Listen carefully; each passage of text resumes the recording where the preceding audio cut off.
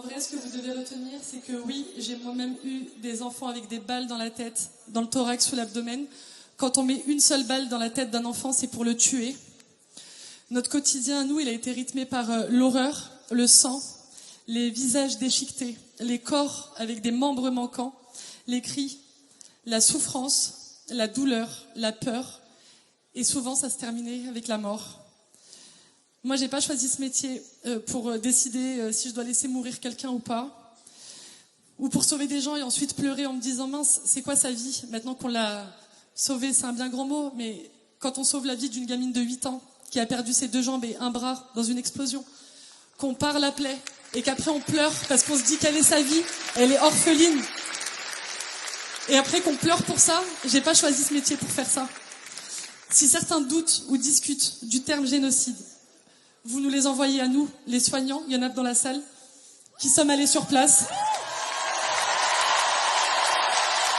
On a été témoins, on est des témoins, on veut témoigner sous serment, on est des témoins de ce bain de sang, c'est une boucherie, c'est un carnage, on est les témoins directs de ce qui se passe là-bas. Ma première patiente, quand je suis arrivée en réanimation, c'était une petite fille de 2 ans. Elle s'appelait Lana, elle était paraplégique, elle a perdu ses parents, donc elle est orpheline.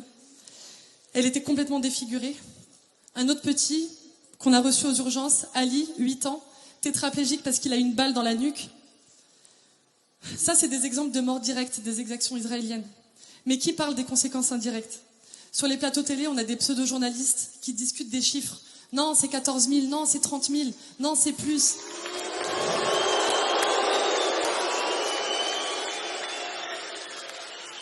Moi, ce que je peux dire, avec mon expérience, c'est que dans une journée, j'ai reçu plus de morts indirectes qui meurent parce qu'ils ont des infections, parce qu'ils n'ont pas leur traitement, parce qu'ils n'ont pas leur dialyse, ils n'ont pas leur chimiothérapie, et ces gens-là, on ne les compte pas dans les morts. Donc il ne faut pas discuter des chiffres, il faut les multiplier plutôt par 2, par 3, par 4. Le pire exemple que moi je donne, pour un peu vous expliquer et continuer d'humaniser l'horreur, c'est l'exemple de Abir. Abir, elle a 24 ans, je l'accueille moi aux urgences le 26 janvier dernier. Elle arrive, elle a son fils de 4 ans qui lui tient la main, son mari à sa gauche, et elle est enceinte de 7 mois. Quand elle arrive, aux premiers examens, on voit qu'elle a le sang tellement acide, elle est diabétique depuis l'enfance, donc son traitement, elle le connaît. Abir, quand elle arrive, elle a le sang tellement acide qu'on lui annonce que son bébé en est mort. On l'hospitalise en réanimation, elle accouche de son bébé mort, et on n'avait tellement pas les moyens de surveiller l'évolution de son sang qu'elle est décédée 24 heures plus tard. Donc elle a laissé un enfant de 4 ans orphelin de sa mère. Ils l'ont amenée sur ses 2 jambes. Elle est ressortie le lendemain dans un linge. Et il faut savoir qu'ils n'ont même plus de linge. Même les linges, on les découpait pour essayer de faire des linceuls. Donc, moi, je donne des noms pour les humaniser. Mais en vrai, est-ce que l'émotion, elle serait plus grande si c'était pas Abir, Ali, Lana, ou si c'était, je sais pas, Camille, Léa, Jules, Valentin? Est-ce que ça change quelque chose? En vrai, toutes les histoires sont graves. Je pourrais vous en raconter pendant des heures. Il faut savoir que le problème, c'est que toutes ces histoires, elles risquent d'être encore pires depuis le 6 mai, l'attaque de Rafah. J'ai reçu des messages de mes collègues palestiniens locaux qui me disent « Iman, si t'as plus de nouvelles de moi, c'est peut-être que je suis mort, je t'aime. » C'est comme si, en fait, c'est comme si toi, t'as rien fait. Tu vois, je vais te regarder. C'est comme si toi, t'as rien fait et il y a quelqu'un qui vient et qui te condamne à la peine de mort et qui te dit tu vas être dans une nasse et t'as rien fait, mais je vais te tuer, mais je te dis pas quand. Ça peut être dans 1 heure, 1 semaine, un mois. Tu sais pas quand est-ce que tu vas mourir et tu vas te prendre soit une balle dans la tête, soit des bombardements. C'est exactement la même chose qui leur arrive aujourd'hui. Pour ma part, avant d'y aller, j'ai demandé pardon à des proches avec peut-être lesquels j'étais en conflit.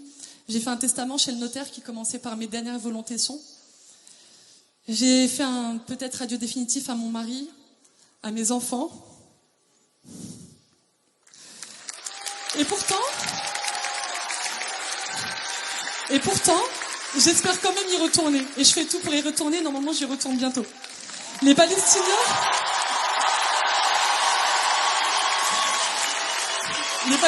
ils m'ont appris tellement, ils m'ont donné beaucoup plus. Ils m'ont donné beaucoup plus que ce que nous, on leur a apporté. Ils m'ont appris l'humanité, ils m'ont appris la résilience, ils m'ont appris ce que c'est que la résistance.